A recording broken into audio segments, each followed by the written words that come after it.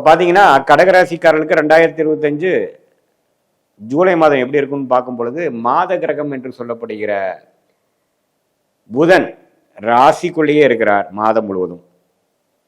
செவ்வாய் என்று சொல்லப்படுகிற ராஜோகாதிபதி 2ஆம் இடத்துல சிம்மத்துல நட்பு வீட்டில் இருக்கிறது ரொம்ப நல்லது. வருமானத்துக்கு நல்லது, நல்ல ஒரு செயல்திறனுக்கு நல்லது, இடம் வீடு வண்டி வாகனம் குழந்தைகள் விஷயங்கள் அதுக்கு நல்லது. அதே சமயத்தில் சுக்கிரன் 11ஆம் இடத்துல இருக்கிறது தப்பில்லை. இந்த மாதிரி நல்ல ஒரு வசதி வாய்ப்புகள், இல்லற வாய்ப்புகள், இல்லற விஷயங்கள்லாம் கொஞ்சம் மேன்மை ஆகிறது, எல்லாமே கொஞ்சம் நல்லா இருக்கு.